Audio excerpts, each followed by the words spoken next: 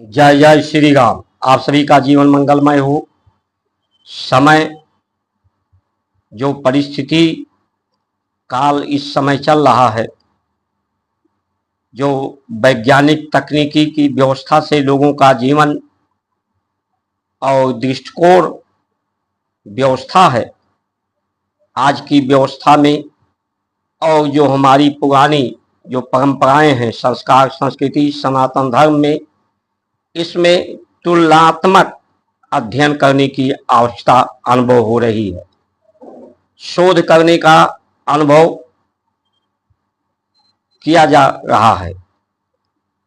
कारण क्या है कि आज की जो तकनीकी व्यवस्था है, संवैधानिक व्यवस्था है, सामाजिक पारिवारिक व्यवस्था है, वो अनेकता में एकता को खंडित कर रही है। परिवार संयुक्त नहीं रह गए हैं, परिवार को बढ़ रहे हैं, समाज बढ़ रहा है, देश के लोगों के विचार में मतभेद होता जा रहा है। उसका कारण सिर्फ लालच है। बीमारी भी लालच के कारण, विवाद भी लालच के कारण, अपराध भी लालच के कारण, और असुरक्षा चाहे प्रकृति की हो, धरती की हो, ब्रह्मांड की हो, सभी जीवों की हो, सभी को ये लालच की व्यवस्था असुरक्षित करती जा रही है। सभी जगह ताप बढ़ता जा रहा है। संसार जो सत्य है, सत्य से ही संसार है।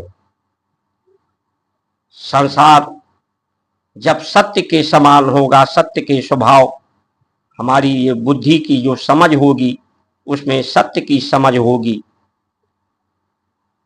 जो भारत की परंपराएं हैं, जो विज्ञान भारत की परंपराओं का है, वो संज्ञान है। विज्ञान को सत्य के साथ जोड़ा गया है, सत्कर्मों के साथ जोड़ा गया है।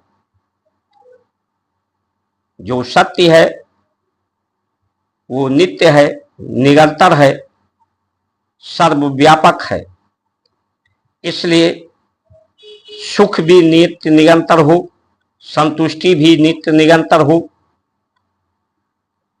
लोग शांति भी नित्य निरंतर प्राप्त करें, और नित्य निरंतर जिस तरह से प्रकृति, धरती, ब्रह्मांड लोगों को निस्वार्थ रूप से सेवा दे रही है, आश्रय दे रही है, उसी तरह से हम भी परमात्मा के फोटो स्टेट है। पूरा जगत उसी की टू कॉपी है।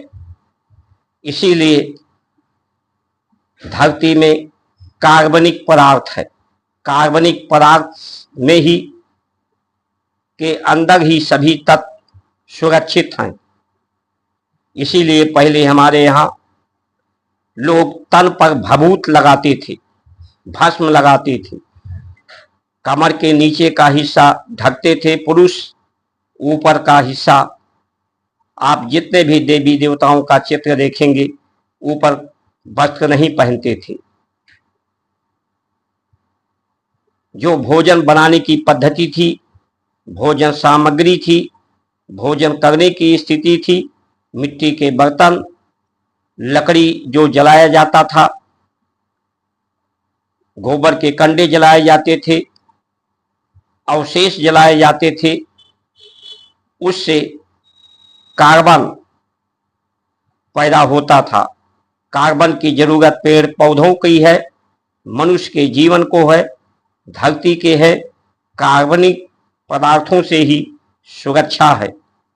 वही वाष्प में बदल जाते थे। वाष्प से भी वही जल में परिवर्तित जो धुआं होता था कार्बनिक पदार्थों से।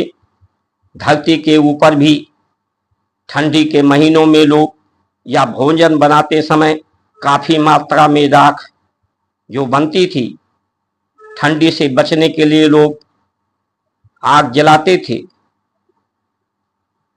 उससे प्रकृति भी सुरक्षित होती थी और धरती भी सुरक्षित होती थी। आज की जो भोजन पद्धति है, भोजन बनाने की जो बर्तन सामग्री है, जिससे भोजन गैस से बनता है, पैकिंग फूड सामग्री से उसका उपयोग, तो आज की स्थिति का आकलन करें तो आकलन किसी भी दृष्टिकोण से ना प्रकृति को सुरक्षित करता है, ना धरती को सुरक्षित करता है, ना ब्रह्मांड को, और जगत में जितने प्राणी जीव जंतु वनस्पति हैं उन्हें भी असुरक्षित और हानि पहुंचाता है। इसलिए भी समझने की आवश्यकता है। सत्य को जानने के लिए इस शरीर जो सीमित है, सीमित क्षमता इसकी है, सीमित से असीम जो सत्य है, सर्वव्यापक है, नहीं जाना जा सकता। इसीलिए जो हमारे संत परमहंस इस जो सीमित है इसमें कर्म है, गति है, ताप है। जो विष होता है उसमें भी ताप ही होता है।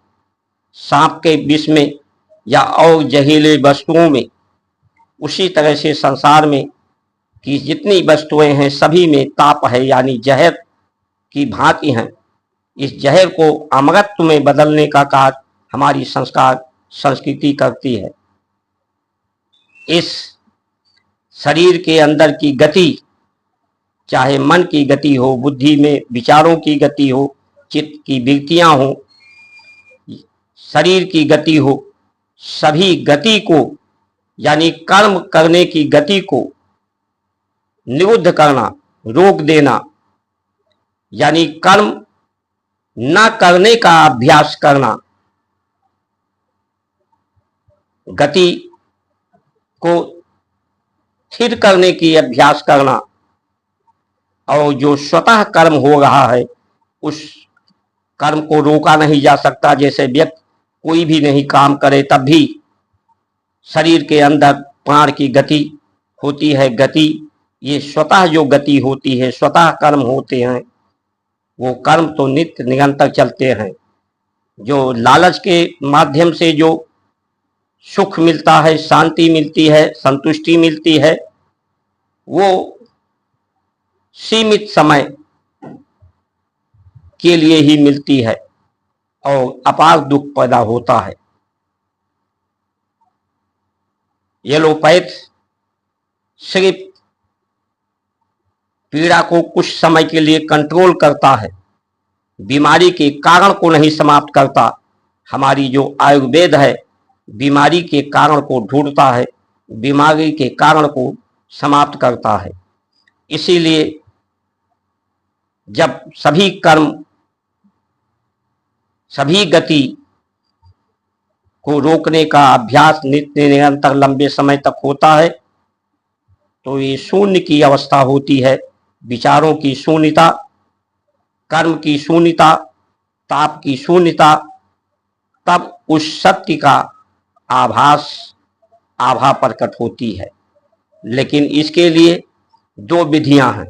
या तो पूरे संसार को जो सत्य है सभी उस परमात्मा के ही कापी हैं, उसी के रूप हैं। परमात्मा ही एक से अनेक विविधता के रूप में है, तो सबको परमात्मा का स्वरूप समझ करके सभी के साथ संवेदना, सरोकार, सबकी सेवा किया जाए। निस्वार्थ भाव से सेवा का संकल्प या अपने को शून्य करने का विधि, दो विधियों से अपने जीवन की पूर्णता, मृत्यु का भी संज्ञान हमारे यहाँ लिया गया है। मृत्युपरांत की मृत्यु भी सहज हो, सरल हो, लोगों की मन भर जाए जीने से, इच्छाएं अनिच्छा हो जाए, पूर्ण हो जाए, तो शरीर को लोग त्याग दें, मृत्यु के समय का दर्द ना हो, मृत्यु को मृत्यु न समझा जाए, वो पूर्ण शांति का समय समझा जाए और व्यक्ति सदैव आचरण जो करता है, आचरण सत्कर्म संस्कार के रूप में सदैव शरीर शांत होने पर भी उसका संस्कार जीवित रहता है। लेकिन आज जो लोग लालच कर रहे हैं, जहर का लालच कर रहे हैं, विष पीने का लालच कर रहे हैं और अमृत को छोड़ रहे हैं, इसलिए ये दुखद दृष्टिकोण लोगों का है। हमें ऐसे नेताओं की, ऐसे नीतियों की आवश्यकता है जो दोनों पुरानी पद्धति में, आज की तकनीकी पद्धति में तुलनात्मक अध्ययन और शोध करें